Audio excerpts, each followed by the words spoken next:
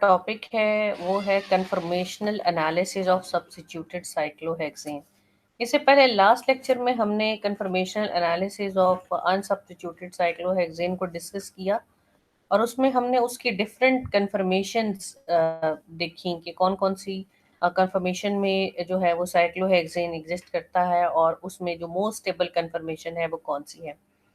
चूंकि जो most stable conformation है वो उसकी चेयर कन्फर्मेशन है और नेचर के अंदर जो है ये चेयर कन्फर्मेशन में मतलब हम अगर नेचुरल प्रोडक्ट्स को देखते हैं तो उनमें अगर आप उनके स्ट्रक्चर वगैरह को देखें तो उसमें चेयर फॉर्म में आपके पास जो है वो साइक्लोहेक्सेन को नेचर में मतलब नेचुरल प्रोडक्ट्स वगैरह में दिखाया गया होता है। इसका मतलब यही है कि मतलब वो इसी फॉर्म में जो है वो एग्जिस्ट करता है।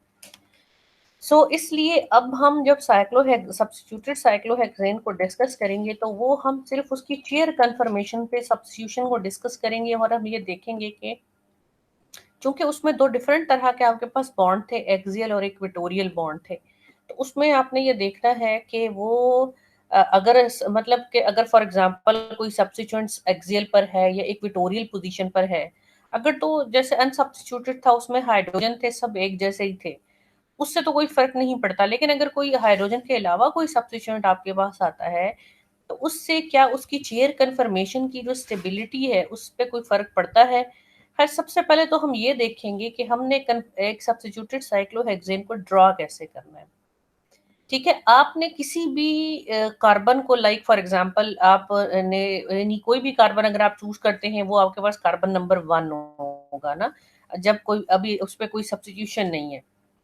वो कोई अप कार्बन भी हो सकता है या कोई मतलब आपके पास डाउन कार्बन भी हो सकता है। लेट्स सपोज आपने इस वाले कार्बन को जो अपवर्ड डायरेक्शन में था इसको कंसिडर किया और आपने उसके एक्सियल और इक्वेटोरियल जो है वो बॉन्ड को बना लिया।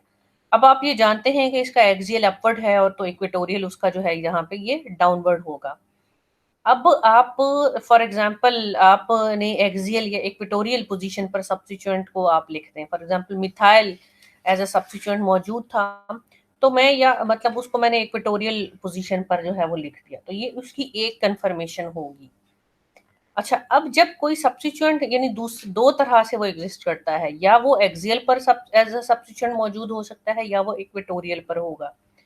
सो आपके पास जो है वो इस वाले केस में इस वाली कंफर्मेशन में मैंने उसको रख दिया इक्वेटोरियल डाउनवर्ड पोजीशन पे। ये एक पॉसिबल चेयर कंफर्मेशन हो सकती है। दूसरी पॉसिबल क्या होगी, हमने रिंग फ्लिपिंग पढ़ा। जब आपने इस चेयर कंफर्मेशन की रिंग फ्लिपिंग कर देनी है तो उसके नतीजे में क्या होगा कि ये वाला जो अप कार्बन है ये डाउन कार्बन हो जाता है। ठीक है, और उसके साथ क्या होता है कि अब इस पे क्या होगा, इस पे एक्सियल डाउनवर्ड है और इक्वेटोरियल जो है वो अपवर्ड है।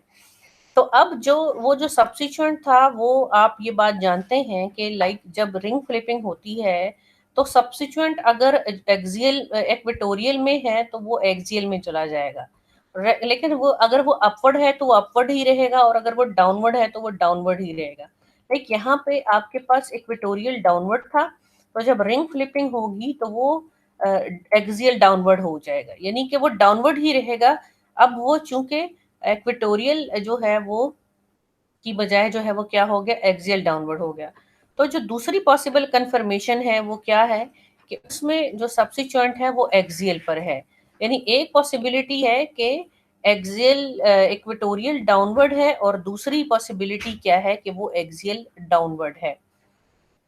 आप के पास जब आपके पास सब्स्टिट्यूशन उस पर होगी तो ये दो पॉसिबल फॉर्म्स आप ड्रॉ करेंगे।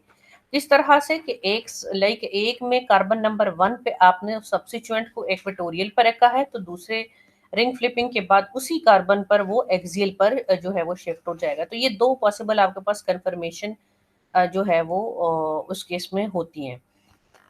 अब जैसे फॉर एग्जांपल यहाँ पे हमने ये देखा, ठीक है, कि यहाँ पे मेरे पास एक चेयर कन्फर्मेशन थी, ठीक है, उस पे मैंने उसको इक्वेटोरियल पे रखा, रिंग फ्लिपिंग हुई तो वो एक्सियल पे चला गया लेकिन वो डाउनवर्ड एक्सियल पे होगा। अब यानी ये दो पॉसिबल कन्फर्मेशंस हैं किसी भी सब्स्टिट्यूटेड साइक्लोहेक्सेन के लिए। लाइक मिथाइल जो है वो CH3 डाउनवर्ड और यहाँ पे ये। अब सवाल ये पैदा होता है कि इन दोनों में से अगर आप इसकी परसेंटेज देखें तो इक्विलिब्रियम के अंदर लाइक ये 95% यानी इसकी परसेंटेज लाइक 100 मॉलिक्यूल्स हैं, तो आपके पास 95 ऐसे चेयर कन्फर्मेशंस होंगी जिनमें मिथाइल जो है वो इक्वेटोरियल पोजीशन पर है, और 5% को इस तरह होगा जिसमें मिथाइल जो है वो एक्सियल पोजीशन पे होगा। अब क्या होता है कि जब भी कोई सब्स्टिट्यूएंट मौजूद होता है वो इक्वेटोरियल पोजीशन को प्रेफर करता है कि as compare to axial position पे। So the substituent at equatorial position, such type of conformations are more stable as compared to the one in which the substituent is at axial position. So for example आपके पास हम start करते हैं मीठा, जैसे मैंने बताया आपको पीछे एग्जाम्पल में, तो मैंने ये बताया ना कि किस तरह से आप उसको सब्स्टिट्यूएंट को रखते हो, इट्स अप टू यू। आप पहले को, ये आपकी मर्जी, आप उसको पहले एक्सेल पे रखते हो, इक्वेटोरियल पे आपने रिंग फ्लिप करके उसका दूसरा जिस तरह से करना है, ये ड्रॉ करने का मैंने आपको एक सिंपल तरीका बताया। ये यहाँ पे आपके पास एग्जाम्पल है। मैंने आपसे कहा कि द मोस्ट मतलब कि ये तो आप जानते हैं ना कि कंफर्मेशन ऑफ चेयर कंफर्मर क्यों होगा, कि चेयर कंफर्मेशन ही क्यों स्टेबल है, ये तो पीछे हम रीजन पढ़ चुके हैं ना सारी। अब मिथाइल साइक्लोहेक्सेन की हमने ये पढ़ा कि दो पॉसिबल कंफर्मेशन हो सकती हैं, the one in which the methyl group is at the axial position and the other in which the methyl group is at the equatorial position. Like देखो ना यहाँ पे, ये वही वाली चीज है ना, यहाँ पे देखो इक्वेटोरियल डाउनवर्ड था और यहाँ एक्सियल डाउनवर्ड है। यहाँ पे आपके पास मैंने उसको पहले रख दिया एक्सियल अपवर्ड पे, ठीक है। जब मिथाइल यहाँ पे एक्सियल अपवर्ड है तो जब रिंग फ्लिपिंग होगी तो ये कार्बन नीचे आएगा, तो वो जो है वो इक्वेटोरियल अपवर्ड पे चला जाएगा, ठीक है। तो अब एक्सियल हमें वो प्रेफर इक्वेटोरियल पोजीशन को क्यों करता है सब्स्टिट्यूएंट? बेसिकली होता ये है कि लाइक ये कार्बन नंबर 1 है, ये 3 है, ये 2 3 4, ये 1 2 3 4। अब होता ये है कि आपके पास जो कार्बन नंबर 3 और ये 5 कार्बन है और कार्बन नंबर 5, इनके ये जो एक्सियल हाइड्रोजन होते हैं, तो जब कार्बन नंबर 1 पे एक्सियल पोजीशन पे कोई सब्स्टिट्यूएंट आता है तो वो एक्सियल इंटरेक्शन शो करता है। यानी एक्सियल इंटरेक्शन क्या है, 1 यानी 1 3 और कार्बन, ये कार्बन नंबर 5 है, इनमें एक्सियल इंटरेक्शन होती है। एक्सियल इंटरेक्शन क्या होती है कि ये जाहिर एक स्पेस है हाइड्रोजन की जहां उसकी इलेक्ट्रॉनिक डेंसिटी स्प्रेड हुई हुई है, इस वाले हाइड्रोजन की स्प्रेड हुई हुई है। तो ये जो मिथाइल है इसके जो इलेक्ट्रॉनिक क्लाउड है वो इनके साथ, ये जो 3 और 5 के एक्सियल हाइड्रोजन है इनके साथ जो है वो रिपल्शन शो करेगा, स्टेरिक हिंड्रेंस शो करेगा, जिसकी वजह से वो अनस्टेबल हो जाएगा। लेकिन अगर ये वाला मिथाइल जो 1 पे एक्सियल पे था, अगर वो इस फॉर्म में है, अगर वो इक्वेटोरियल पोजीशन पर है, तो ये वाली जो एक्सियल इंटरेक्शन है जो 3 5 वाले हाइड्रोजन के साथ वो शो कर रहा है वो नहीं होगी, जिसकी वजह से इसकी जो स्टेबिलिटी है वो बहुत ज़्यादा होती है। और इसकी लाइक ये 95% है फॉर एग्जांपल, तो ये आपके पास 5% उसमें होगा आउट ऑफ 100%। तो axial methyl groups is more sterically hindered than an equatorial one. So source of, yeah, reason of steric effect is a close approach of the axial hydrogen on the same side of the ring at C3, like C3 and C5। लेकिन अगर आपके पास ये वाला case होगा ना, मतलब कि axial downward होगा यहाँ पे, तो भी सेम इफेक्ट होगा कि ये वाला और इस वाले हाइड्रोजन के जो प्रोटॉन होंगे, यानी जो इस वाली साइड पर हो रहा है, कि ये जो इस वाली साइड पर हो रहा है तो सेम इंटरेक्शन, अगर यानी कि ये वाला मिथाइल आपके पास इस पोजीशन पर था, तो फिर ये इस वाले और इस वाले पिंक हाइड्रोजन के साथ एक्सियल इंटरेक्शन शो करता। तो अगर समझ रहे हैं कि ये वाले जो पिंक नीचे 3 हाइड्रोजन है, यानी अगर इस कार्बन पे है या इस वाले कार्बन या इस इनमें से किसी भी पोजीशन पे आप रखेंगे तो वो डाउनवर्ड भी उसी तरह एक्सियल इंटरेक्शन होंगी जैसे ये अपवर्ड हो रही हैं। सो एक्सियल पोजीशन पे इसलिए जो है वो एक्सियल इंटरेक्शन या रिपल्शन की वजह से जो है वो ये प्रॉब्लम आ रही होती है। So chair interconversion occur and 95% of the molecule have their methyl group at the equatorial position. For example, like axial है ये less stable है और यहाँ पे वो equatorial पे आ जाता है। So जो दोनों में एनर्जी का जो डिफरेंट है वो 7.6 किलो जूल पर मोल है। लाइक इस फॉर्म से इस फॉर्म में आने के लिए इस मिथाइल को लाइक इतनी एनर्जी, यानी कि टोटल अगर ओवरऑल एनर्जी इन दोनों मॉलिक्यूल्स की हम कंपेयर करें तो इसकी 7.6 किलो जूल पर मोल एनर्जी ज्यादा है as compare to this one, ठीक है।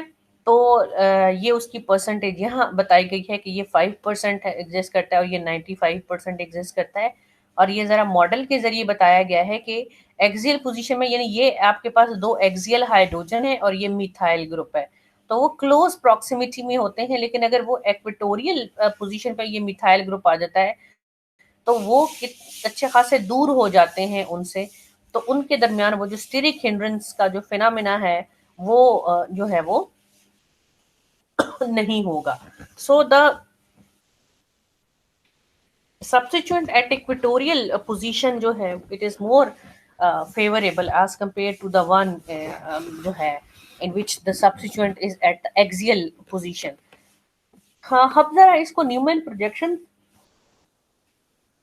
से भी देखते हैं। आपके पास ये न्यूमैन प्रोजेक्शन है चेयर फॉर्म, मतलब साइक्लोहेक्सेन का। देखें, ये कार्बन नंबर 1 है सर्कल, कार्बन नंबर 2 है, 3 है, ये वाला सर्कल कार्बन नंबर 4 है, फिर ये 5 है और ये कार्बन नंबर 6 है। तो लाइक कार्बन नंबर 1 पे जो मिथाइल ग्रुप अटैच है, और मैंने आपको कहा था ना 3 और 5 के जो हाइड्रोजन है, तो ये कार्बन नंबर 3 और कार्बन नंबर 5, ये आपके पास जो है यहाँ पे आपको स्टीरिक हिंडेंस दिखाएगी कि ये मिथाइल जो है जब यहाँ पे होगा तो ये इसके साथ इतनी क्लोज उस पे होता है, लाइक जो जिस तरह इस मॉडल में आपको दिखाने की कोशिश की गई है, तो वो आपके पास उसको जो है वो अनस्टेबल करता है। और इसी तरह ये चेयर कन्फर्मेशन में भी यहाँ पे आपको दिखाया गया है। लेकिन अगर आपके पास वो ये एक्सियल पोजीशन है, लाइक अगर वो इक्वेटोरियल पोजीशन पर होगा तो आपके पास ये न्यूमैन प्रोजेक्शन इस तरह से होगा। और इसमें आप ये देखें कि इसमें आपके पास ये कार्बन नंबर, ये वो मिथाइल है और ये वो आपके पास कार्बन नंबर 3 के हाइड्रोजन है, तो उनमें अच्छा खासा आपके पास डिस्टेंस आ जाता है, वो आपके पास दूर हो जाते हैं। तो उनमें वो एक्सियल इंटरेक्शन जो है, जो स्टेरिक हिंड्रेंस है, वो नहीं होती। लाइक फॉर एग्जांपल यहाँ पे जैसे आपको दिखाया गया है कि ये मिथाइल और वो। तो अगर सब्स्टिट्यूएंट, जब ये न्यूमैन प्रोजेक्शन से भी आपको समझाने की ये कोशिश की गई है कि अगर जो यानी गाउची इंटरेक्शन होता है ना, उसमें 60 डिग्री का वो जो एंगल बन रहा होता है, और एंटी कन्फर्मेशन क्या होती है, उसमें 180 डिग्री पर होते हैं या डिस्टेंस पर होते हैं।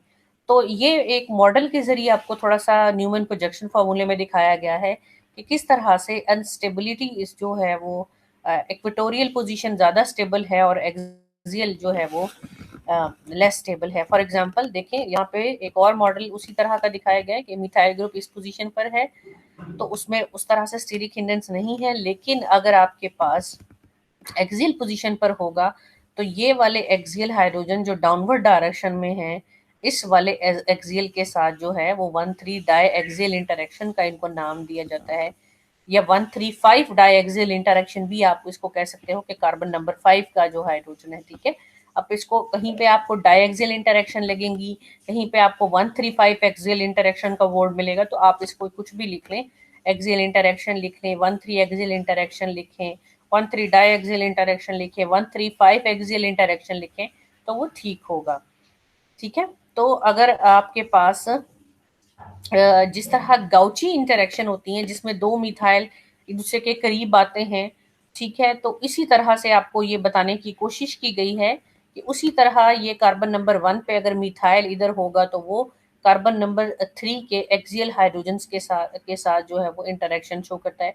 ये बिल्कुल ऐसे ही है जैसे गाउची इंटरेक्शन में जब दो मिथाइल एक दूसरे के साथ स्टीरिक वो 60 डिग्री के एंगल पर थे, तो उनकी अनस्टेबिलिटी जिस तरह से थी।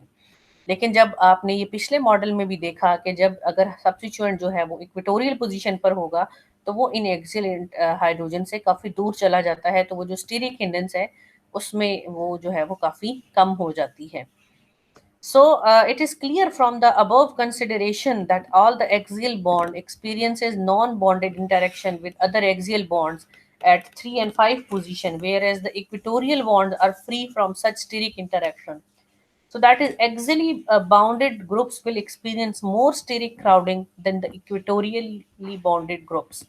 So this explain why in most of the cases the equatorial bound groups in cyclohexane derivatives are more reactive than the axial one. For example, equatorially bound hydroxyl groups are more easily esterified than the axial one. So similarly, the equatorial acetoxy groups undergoes hydrolysis faster than the axial group. कि जो equatorial position पर जो hydroxyl group है, अगर हम उसकी एक्सटेरिफिकेशन वो ज़्यादा अप्रोचेबल है, क्योंकि उधर तो पहले ही स्टीरिक हिंडरेंस का फिनोमेना है ना, तो उन पे उस तरह से उसकी स्टेरिफिकेशन या रिएक्शन भी डिफिकल्ट हो जाएगा अगर hydroxyl group as a substituent जो है वो मौजूद है। ठीक है, ये एक और उसमें आपको मॉडल से दिखाने की कोशिश की गई है। वाई कोई सा भी एक्सेल आपके पास सब्स्टिट्यूएंट लेके तो, और यहाँ पे आपको एनर्जी का डिफरेंस बताया गया है, लाइक कि जो एक्सियल पोजीशन पर है, इक्वेटोरियल पर है, उनमें तकरीबन जो रिलेटिव एनर्जी का जो डिफरेंस है वो 7.4 जो है वो किलो जूल पर मोल है। अब अगर हमारे पास सब्स्टिट्यूएंट आ जाता है टर्शरी ब्यूटाइल साइक्लोहेक्सेन, अब ये देखिए कि मिथाइल के मुकाबले में टर्शरी ब्यूटाइल जो है वो और ज्यादा बल्की ग्रुप हो जाएगा। तो जैसे जैसे अगर सब्स्टिट्यूएंट का साइज बड़ा होता जाएगा उतनी ही ज्यादा उनके दरमियान स्टीरिक हिंड्रेंस बढ़ती जाएगी। लाइक अगर आपके पास मिथाइल एज ए सब्स्टिट्यूएंट मौजूद है तो फिर इक्विलिब्रियम में 95% एक ऐसी चेयर कन्फर्मेशन होगी जिसमें मिथाइल इक्वेटोरियल पोजीशन पर है। लेकिन अगर आपके पास tertiary butyl as a substituent मौजूद है तो उस केस में आपके पास लाइक इक्विलिब्रियम में जो एक्सियल पर टर्शरी ब्यूटाइल ग्रुप होगा वो 0.01% होगा। ठीक है, और उसमें 99.99% जो है वो होगा। क्यों? क्योंकि उसमें मिथाइल ये टर्शरी ब्यूटाइल ग्रुप बल्कि हो गया और बड़ा साइज हो गया और ज्यादा स्ट्रॉन्ग स्टेरिक हिंड्रेंस होगी, एक्सियल इंडाएक्सियल इंटरेक्शन होगी, क्योंकि उसका साइज बहुत बल्क में आ गया ना, तो स्ट्रॉन्ग स्टेरिक हिंड्रेंस होगी। तो इस केस में आपके पास जो है वो इक्वेटोरियल पर अगर होगा तो वो स्टीरिक हिंड्रेंस कम होगी, इसलिए इक्विलिब्रियम पर जो है उसकी परसेंटेज आपके पास ज्यादा होगी। लाइक फॉर एग्जांपल यहाँ ये आपके पास एक्सियल पे था, रिंग फ्लिपिंग होगी तो वो इक्वेटोरियल अपवर्ड पे आ जाएगा और ये फेवर्ड कंफर्मेशन होगी। यहाँ पे न्यूमैन प्रोजेक्शन फॉर्मूले में आपको दिखाया गया है कि किस तरह से यानी ये एक्सियल हाइड्रोजन के साथ ये इंटरेक्शन जो है वो शो करेगा। लेकिन अगर ये इक्वेटोरियल पोजीशन पर है तो उसकी वो इंटरेक्शन जो है वो उसके साथ नहीं होगी, उसकी जो स्टेबिलिटी है वो कितनी ज़्यादा होगी। यहाँ पे इस चार्ट के ज़रिए ज़रा उसकी परसेंटेज के थोड़ा सा ये देखें, इसको समझने की कोशिश करें कि cyclohexane ring rapidly flips between chair conformation, यानी एक चेयर से दूसरी चेयर में वो फ्लिप करता है। सो अगर उसके ऊपर मोनो सब्स्टिट्यूटेड था, so the two conformation of the monosubstituted cyclohexane are not equally stable, जैसे अभी हमने देखा। और ये हमने देखा कि the equatorial conformer of methyl cyclohexane is more stable than axial by 7.6 kilojoule पर मोल। अब आपके पास जो है वो इसमें ये दिखाया गया है कि एनर्जी का जैसे जैसे आपके पास एनर्जी का डिफरेंस बढ़ता जाएगा दो उसके दरमियान, वैसे वैसे उसकी जो स्टेबिलिटी है वो भी उसी तरह से जो है वो चेंज होती जाएगी। फॉर एग्जांपल देखें आपके पास एनर्जी डिफरेंस कम है तो वो जो है किस तरह से उसकी स्टेबिलिटी ये हो रही है, और जैसे जैसे आपके पास एनर्जी का डिफरेंस जो है वो बढ़ता जा रहा है तो लेस स्टेबल जो कंफर्मेशन है उसकी जो परसेंटेज है वो कितनी कम होती जा रही है और वो टोटली 100% मोर स्टेबल होते जा रहे हैं। इसको आप इससे समझें कि आपके पास मिथाइल था, उसमें एनर्जी का गैप यानी 7.6 किलो जूल पर मोल था। ठीक है, तो उसकी परसेंटेज आपके पास तकरीबन ये थी कि 95% था, यहाँ पे देख लें लेट्स सपोज ये, और आपके पास वो 5% जो है वो तकरीबन एक्सियल वाला था। लेकिन जैसे ही आप टर्शरी ब्यूटाइल पे स्विच हुए तो इसकी जो लेस स्टेबल वाला कन्फॉर्मर था वो 0.009 पर शिफ्ट हो गया, और जो इक्वेटोरियल वाला था वो ऑलमोस्ट 100% पे शिफ्ट हो गया। तो जैसे जैसे आपके पास दो कन्फॉर्मर के दरमियान एनर्जी का डिफरेंस बढ़ता जा रहा है तो मोर स्टेबल की और लेस स्टेबल के दरमियान जो परसेंटेज है वो भी जो है वो चेंज होती जा रही है।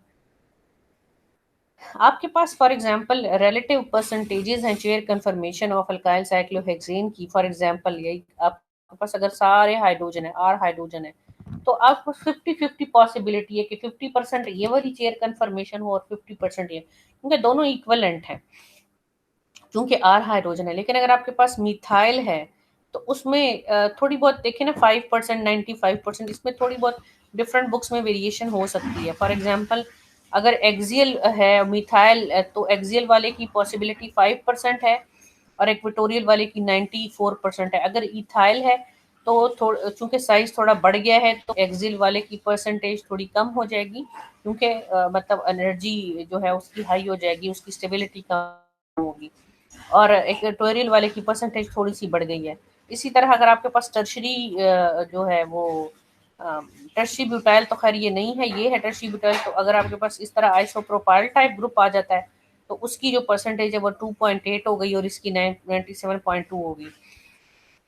इसी तरह अगर आपके पास टर्शरी ब्यूटाइल है तो वो 0.02 है, और उसकी जैसे जैसे बल्कीनेस सब्स्टिट्यूएंट की बढ़ती जा रही है तो जो इक्वेटोरियल की जो परसेंटेज है वो बढ़ती जा रही है, क्योंकि यहाँ पे स्टीरिक हिंड्रेंस बढ़ती जाएगी, जिसकी वजह से उसकी जो परसेंटेज है वो कम हो जाएगी।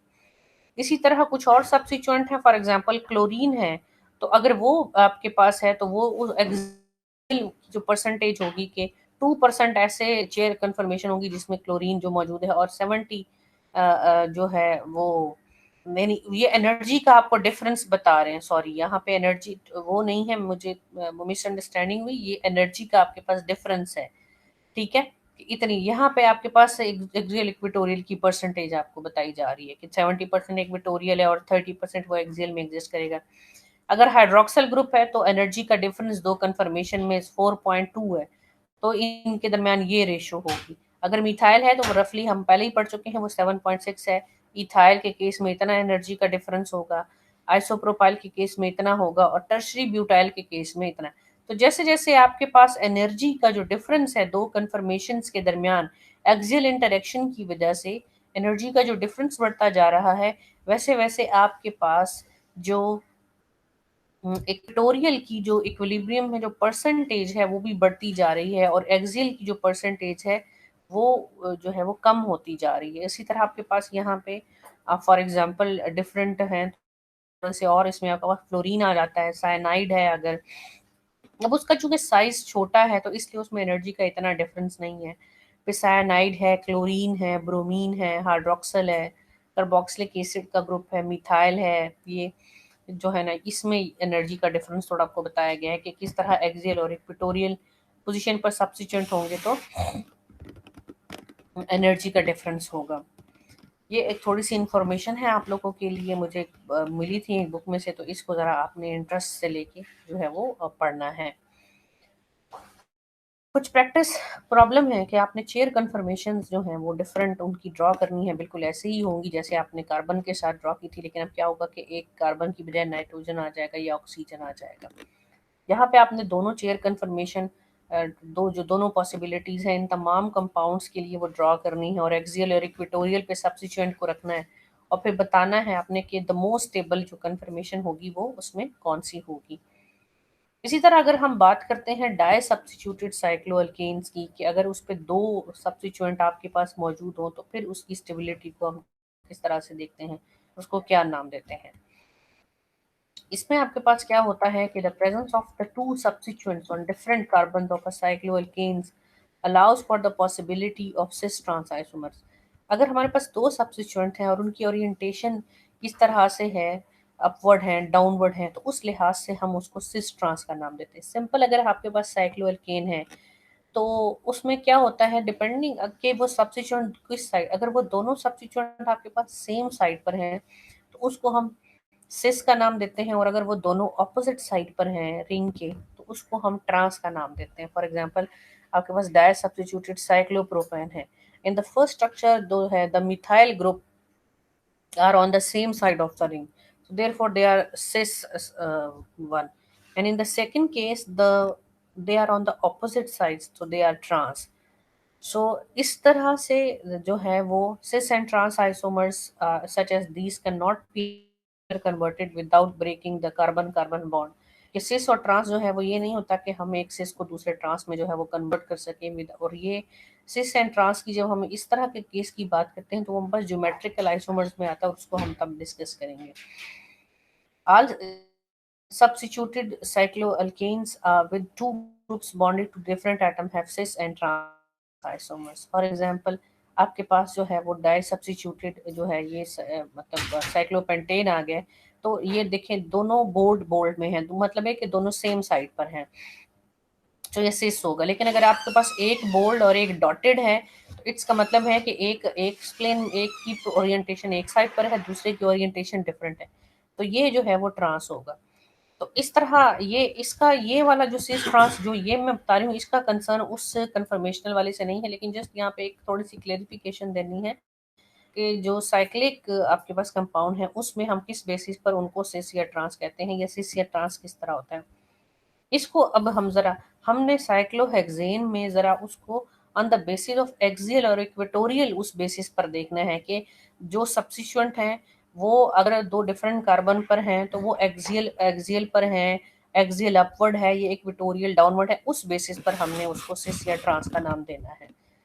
सो आपके पास वन वन डाइमिथाइल साइक्लोहेक्सेन है for example. Each carbon atom in cyclohexane has one axial and one equatorial position. So the dimethyl on carbon one of them is drawn on axial and the another on the equatorial position. और इस ये देखें कि इस पे तो अब आपके पास तो दोनों एक जैसे होंगे ना, इक्वल इंस्टेबिलिटी होंगे, क्योंकि इसमें भी एक मिथाइल एक्सियल पर है और एक इक्वेटोरियल पे है, और यहाँ पर भी एक मिथाइल एक्सियल पर है और एक इक्वेटोरियल पर है। तो दोनों जो हैं वो इक्वल इंस्टेबिलिटी होंगे, और जाहिर है दोनों उस इतने ही अनस्टेबल होंगे जितना आपके पास एक्सियली सब्स्टिट्यूट मोनो सब्स्टिट्यूटेड होता है, क्योंकि एक्सियल इंटरेक्शन है। अब हम जो केस डिस्कस करेंगे लाइक उसमें मैं आपको तीन डिफरेंट केसेस बताऊंगी। ये कि लेट सपोज के एक सब्स्टिट्यूएंट कार्बन नंबर 1 पे है, दूसरा कार्बन नंबर 2 पे है, एक सब्स्टिट्यूएंट कार्बन नंबर 1 पे है, दूसरा कार्बन नंबर 3 पे, यानी तीन तरह के हम पढ़ेंगे इसमें डाई सब्स्टिट्यूटेड रिलेशन 1 2 1 3 या 1 4 पर है। ये तीन पॉसिबल केसेस ही बन सकते हैं ना। फॉर एग्जाम्पल आपके पास 1 4 डाइमिथाइल साइक्लोहेक्सेन है, इसको ट्रांस क्यों कहा है हमने, लाइक इस स्ट्रक्चर को देखें तो आपके पास ये ट्रांस क्यों है, क्योंकि ये मिथाइल एक और की ओरिएंटेशन और इस वाले मिथाइल की ओरिएंटेशन डिफरेंट है, और इसकी ओरिएंटेशन सेम है। तो अगर इसकी आपने कन्फर्मेशनली आपने ये ट्रांस वाला स्ट्रक्चर बनाना हो तो आप किस तरह से बनाएंगे, ठीक है। अब क्या होता है कि जब आप कन्फर्मेशनल आइसोमर बनाते हैं सिस या ट्रांस में, उसमें आप दोनों सब्स्टिट्यूएंट चाहे वो एक्सियल पर हैं दोनों, या चाहे वो दोनों इक्वेटोरियल पर हैं, चाहे एक एक्सियल पर है चाहे वो एक इक्वेटोरियल पे। सिस के केस में उनकी डायरेक्शन, यानी अगर एक्सियल अपवर्ड है एक सब्स्टिट्यूएंट तो दूसरा चाहे एक्सियल है इक्वेटोरियल है लेकिन वो अपवर्ड हो, यानी दोनों की डायरेक्शन दोनों सब्स्टिट्यूएंट अगर वो सिस वाले का स्ट्रक्चर है तो दोनों अपवर्ड हों। जब आप उसकी चेयर कंफर्मेशन ड्रा करें, अपवर्ड साइड वाले जो बॉन्ड होंगे उन पे रखना होगा, या डाउनवर्ड वाले बॉन्ड हैं उन पे रखना होगा, दोनों की ओरिएंटेशन सेम होनी चाहिए। ट्रांस के केस में एक सब्स्टिट्यूएंट अगर अपवर्ड वाले बॉन्ड पे है तो दूसरे सब्स्टिट्यूएंट को डाउनवर्ड वाले बॉन्ड पे होना चाहिए। फॉर एग्जाम्पल इस स्ट्रक्चर को देखें, आपके पास यहाँ पे एक्सियल अपवर्ड है और इक्वेटोरियल अपवर्ड है, ठीक है। तो और यहाँ पे दूसरी पॉसिबिलिटी क्या है कि जब आप रिंग फ्लिप करेंगे तो एक्सियल अपवर्ड जो है ये जो इक्वेटोरियल अप था वो एक्सियल अपवर्ड में कन्वर्ट हो गया, और एक्सियल अप जो है इक्वेटोरियल इक्वलेंट है ना ये दोनों।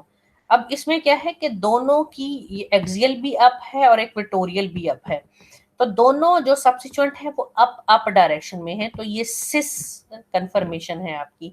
यानी इससे आप पहले आप लिखेंगे सिस 1 4 डाइमिथाइल साइक्लोहेक्सेन, ठीक है, और both of them are equal this conformation, यानी दिस पॉसिबल कंफर्मेशन है, तो दोनों सिस कंफर्मेशन ही है ना, दो पॉसिबिलिटीज बनती है ना, तो दोनों की स्टेबिलिटी एक जितनी है। क्यों, क्योंकि दोनों के केस में एक सब्स्टिट्यूएंट एक्सियल पर है और एक सब्स्टिट्यूएंट इक्वेटोरियल पर है। जैसे कि मैंने आपको ये 1 4 वाला जो है वो एक्सप्लेन किया है, ठीक है, कि ये अपवर्ड है और ये भी अपर बॉन्ड है। सो groups are cis if both are connected by upper bonds और if both are connected by lower bonds, ठीक है। और यहाँ पे आप देखें कि इस केस में ट्रांस के केस में क्या हुआ है कि मिथाइल आपके पास डाउनवर्ड है और यहाँ पे आपके पास जो है वो मिथाइल जो है वो अपवर्ड है। अच्छा, इस वाले की ट्रांस की दूसरी पॉसिबिलिटी क्या होगी, ट्रांस की दूसरी कंफर्मेशन वो पॉसिबिलिटी होगी जिसमें ये मिथाइल भी ये अपवर्ड होगा इस कार्बन पे और ये यहाँ पे वो इस इधर मिथाइल होगा और इधर, तो इसमें अगर आप उसकी दोनों कन्फर्मेशंस को कंपेयर करें तो ट्रांस की ये वाली जो कन्फर्मेशन है ये 100% स्टेबल होगी। क्यों? क्योंकि इसमें दोनों सब्स्टिट्यूएंट जो हैं वो इक्वेटोरियल पोजीशन पर मौजूद हैं। और अगर आपसे कोई ये पूछे कि ट्रांस 1,4 डाइमिथाइल साइक्लोहेक्सेन ज्यादा स्टेबल है या सिस 1,4 डाइमिथाइल साइक्लोहेक्सेन ज्यादा स्टेबल है, तो आपका जवाब होना चाहिए ट्रांस 1,4 डाइमिथाइल साइक्लोहेक्सेन। क्यों? क्योंकि ट्रांस 1,4 डाइमिथाइल साइक्लोहेक्सेन के केस में दोनों जो मिथाइल हैं वो इक्वेटोरियल पोजीशन पर हैं, लेकिन सिस 1,4 डाइमिथाइल साइक्लोहेक्सेन के केस में एक मिथाइल ग्रुप जो है वो अपवर्ड डायरेक्शन में है, यानी एक्सियल पोजीशन पर है, और एक इक्वेटोरियल पर है, और इस केस में दोनों इक्वेटोरियल पर हैं, तो ट्रांस 1,4 डाइमिथाइल जो है वो ज्यादा स्टेबल होगा। ठीक है, आपके पास मैंने आपको कहा था ना कि ट्रांस के केस में भी तो दो पॉसिबिलिटीज हैं, यानी कि एक ये कि जिसमें दोनों इक्वेटोरियल पर हैं और दोनों एक्सियल पे हैं, तो जाहिर है वो इक्विलिब्रियम में तो इसकी परसेंटेज लाइक 100% होगी ऑलमोस्ट। लेकिन अगर आप सिस का केस देखें, ठीक है, अगर आप सिस 1,4 डाइमिथाइल का देखें तो वो दोनों इक्वल हैं, दोनों both of them are equivalent, चाहे ये हो या ये हो। तो अब इक्विलिब्रियम के अंदर ट्रांस के केस में ये वाली 100% एग्जिस्ट कर रही है और ये दोनों 50-50 में एग्जिस्ट कर रही हैं, तो ओवरऑल ट्रांस 1,4 डाइमिथाइल ज्यादा स्टेबल होगी एज कंपेयर टू सिस के। क्यों? क्योंकि सिस के केस में एक सब्स्टिट्यूएंट एक्सियल पर है, एक इक्वेटोरियल पर है, लेकिन ट्रांस के केस में दोनों सब्स्टिट्यूएंट जो है वो इक्वेटोरियल पर हैं, तो उनकी जो परसेंटेज होगी वो ज्यादा होगी। इसी तरह फॉर एग्जांपल आपके पास जो है दो डिफरेंट सब्स्टिट्यूएंट मैंने कर दिए, लाइक क्लोरीन है, ये कौन सी कन्फर्मेशन है? देखें दोनों की ओरिएंटेशन चेक करें, ये सिस होगी, यानी यहाँ पे आपके पास एक्सियल अपवर्ड और ये वाला टर्शरी ब्यूटाइल ग्रुप भी अपवर्ड होगा। दूसरी पॉसिबिलिटी क्या है कि आपके पास ये एक्सियल की बजाय वो इक्वेटोरियल में चला जाए और ये इक्वेटोरियल से डाउनवर्ड चला जाए। अब आपने सोचना है कि ये इसकी ये वाली फॉर्म ज्यादा स्टेबल होगी या ये वाली, क्योंकि यहाँ पे अब आपके पास सब, यहाँ पीछे तो मिथाइल था ना, तो दोनों इक्वलेंट थे। अब यहाँ एक सब्स्टिट्यूएंट क्लोरीन है और एक टर्शरी ब्यूटाइल है, तो अब ये दोनों इक्वल नहीं रहे। वो क्यों? देखें, क्लोरीन के और टर्शरी ब्यूटाइल के साइज में बड़ा फर्क है, तो ये वाली कंफर्मेशन कंपैरेटिवली स्टेबल होगी as compare to this one, क्योंकि यहाँ पे टर्शरी ब्यूटाइल ग्रुप एक बल्की ग्रुप था, वो एक्सियल पर आ गया है, लेकिन इस वाली कंफर्मेशन में क्लोरीन एक्सियल पर है। तो अगर आप इसकी इस वाले की कंसिडर करें कि ये सिस कंफर्मेशन है, तो इसमें कौन सी वाली ज्यादा स्टेबल कंफर्म वाली फॉर्म होगी, इक्विलिब्रियम पे किसकी परसेंटेज ज्यादा होगी? So the one in which the tertiary butyl group is at the equatorial position. ठीक है, कि क्यों? क्योंकि उसके में यानी कि एनर्जी का जो है बैरियर जो वो है अनस्टेबिलिटी है एनर्जी बढ़ने की, वो इसके अंदर जो है वो ज्यादा है।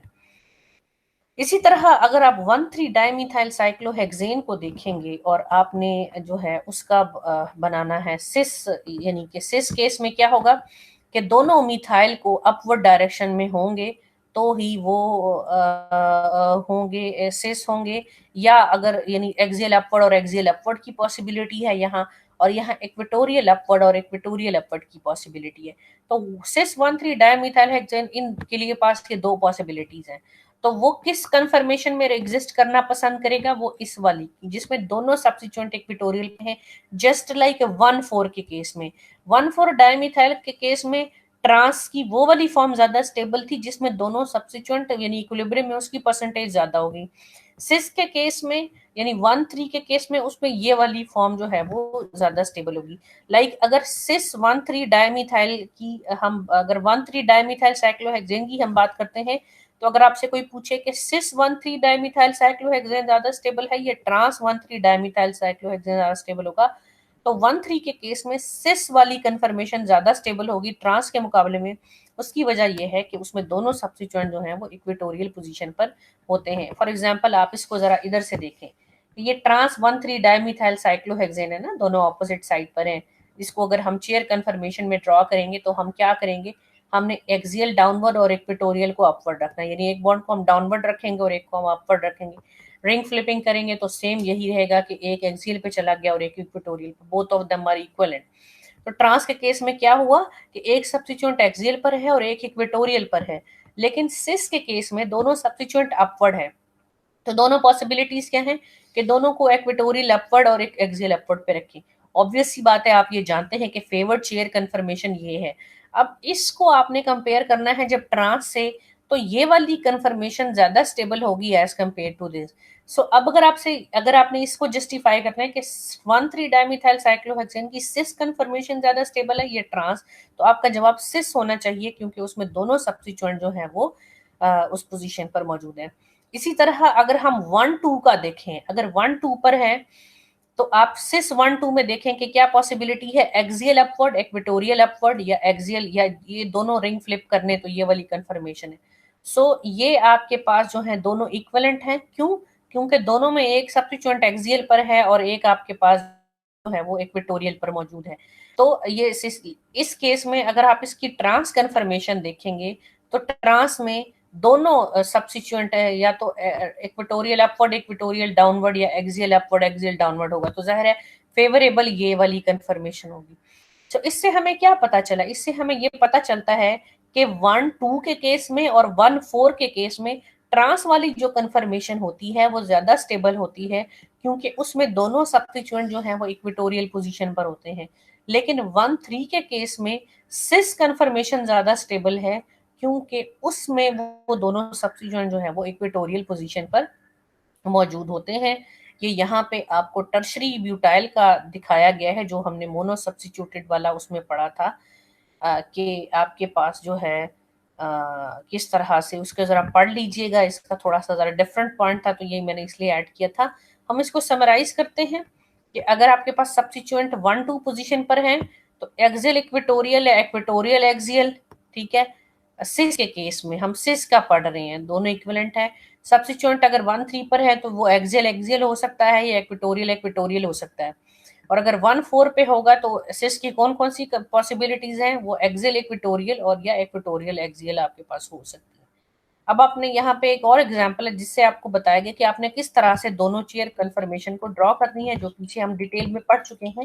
ये जस्ट प्रैक्टिस के लिए है कि जिसको आप खुद पढ़ें और आप इसको देखें। यहाँ पे भी दोबारा वही सैंपल प्रॉब्लम है और आपने इस पर प्रैक्टिस करनी है। डिफरेंट आपके पास एक्सरसाइजेस, मैंने ये स्लाइड्स आपको ऑलरेडी दी हुई हैं, तो आप ये जो एक्सरसाइज के जो क्वेश्चंस हैं ये सारे, ये प्रैक्टिस प्रॉब्लम अब आप इनको करें ताकि आपकी ज़्यादा बेटर अंडरस्टैंडिंग हो इन प्रैक्टिस प्रॉब्लम्स को करने से।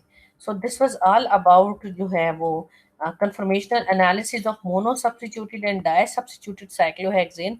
नेक्स्ट जो लेक्चर होगा इंशाल्लाह वो हमारा कंफर्मेशनल एनालिसिस का लास्ट लेक्चर होगा।